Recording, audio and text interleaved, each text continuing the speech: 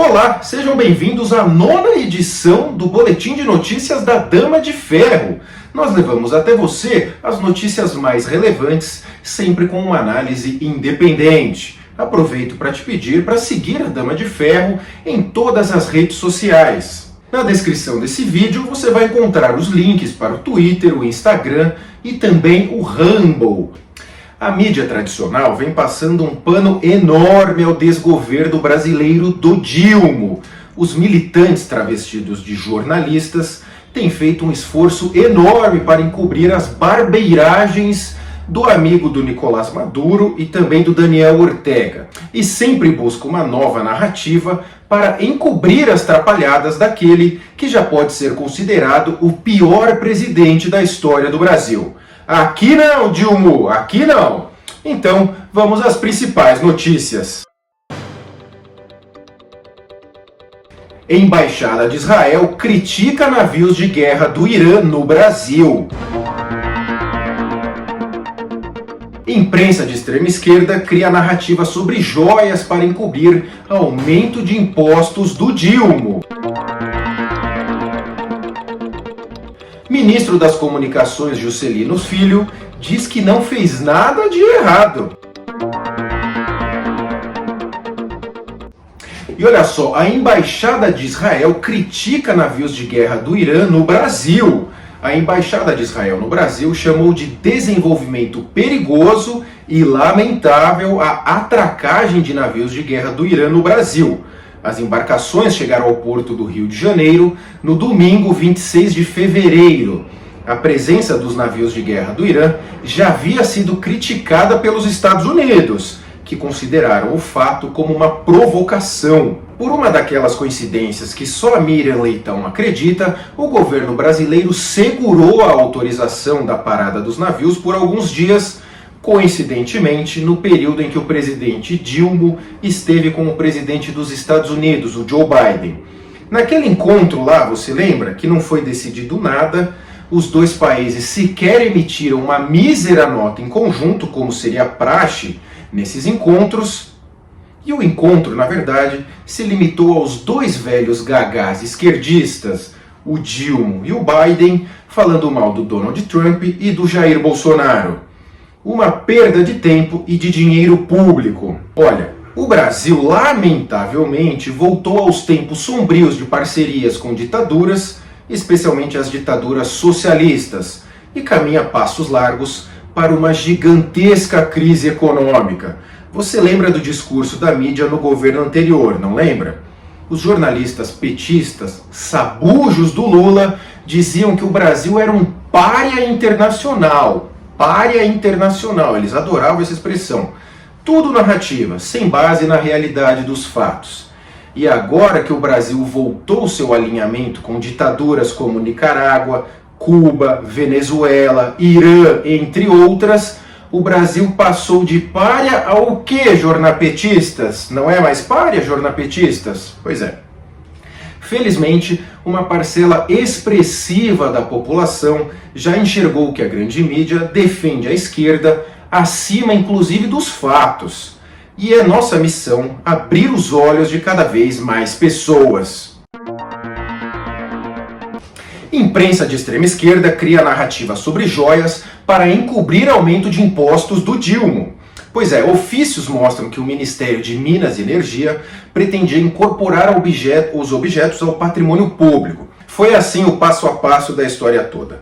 O Dilma e a sua equipe econômica do pesadelo, liderada pelo pior prefeito da história de São Paulo, o ciclista de final de semana Fernando Haddad, aumentou os impostos sobre a gasolina. Mesmo com as passadas de pano da Globo, Folha e Estadão, de que não foi aumento, tá? Foi reoneração, eles disseram. Mas foi uma reoneração com muito amor e muita democracia, e também para salvar as girafas da Amazônia. Mesmo com tudo isso, o aumento pegou muito mal perante a população, que ficou muito irritada naturalmente. Pronto, foi a faísca para trazer algum fato sobre o governo passado para encobrir as trapalhadas do Dilma. Segundo as informações desses veículos de extrema esquerda, tudo começou após uma viagem do então ministro de Minas e Energia, o Bento Albuquerque, até a Arábia Saudita, para representar o então presidente Jair Bolsonaro em outubro de 2021. O almirante recebeu presentes endereçados ao governo brasileiro.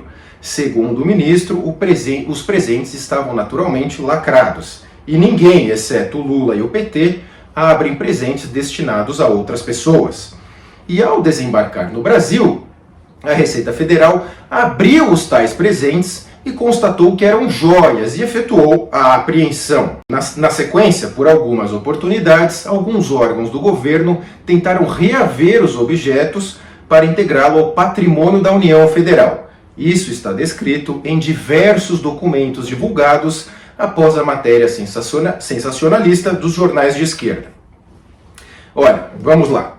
Essa é a diferença substancial entre esquerda e direita.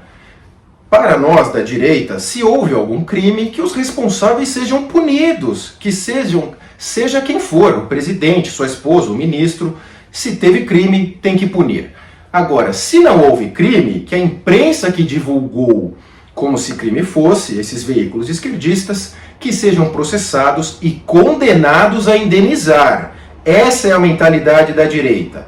Já a mentalidade revolucionária esquerdista atribui a si o direito de mentir para proteger os seus.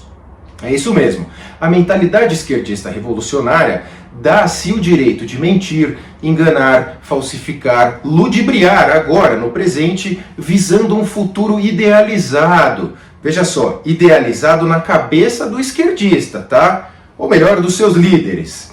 Ou seja, o canhoto, por se sentir como representante no futuro de um mundo ideal, ele admite cometer qualquer falcatrua no presente, em prol desse futuro que nunca chega, e que sempre que foi tentado, deu errado e matou milhões de inocentes.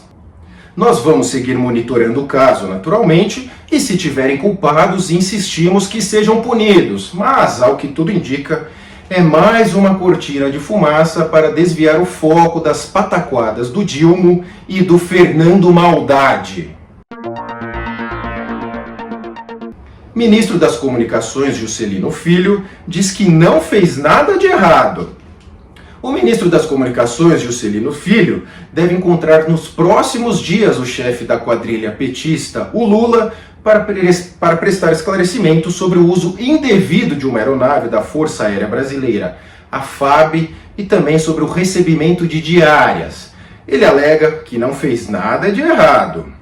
O Juscelino Filho, apesar do nome, não é filho do esquerdista Juscelino Kubitschek, aquele que construiu Brasília com o arquiteto comunista Oscar Niemeyer. Juscelino do Lula também é acusado de pressionar a Companhia de Desenvolvimento dos Vales do São Francisco e do Parnaíba, a Codevasp, para beneficiar uma empreiteira do Maranhão, envolvida em irregularidades com um contrato de 54 milhões de reais. O pedido de afastamento do ministro foi feito pela própria presidente nacional do PT, a Crazy Hoffmann. O ministro das Comunicações rebateu as acusações e afirmou que tem direito à presunção de inocência. Olha, surpresa nenhuma. Depois da ministra do Turismo, a Daniela do Vaguinho, e seu provável vínculo com milicianos, que foi ficando de lado e passou, temos mais um ministro do Dilma envolvido em falcatruas. Não é acaso algum. O DNA do PT é a corrupção. É o partido da ladroagem, dos esquemas, dos desvios. Até o fim do governo Dilma ou governo Alckmin, não sabemos, irão se avolumar esquemas de corrupção. E a mídia seguirá passando pano até onde conseguir. E sempre que der, vai trazer alguma narrativa do governo anterior para tentar encobrir as pataquadas do Dilma. E sempre fica aquela triste lição. A Isentolândia, a turma do voto nulo, os MBLs da vida, nunca poderão fugir de sua responsabilidade com o país. Vocês são responsáveis pela volta da quadrilha ao poder e nós nunca vamos esquecer.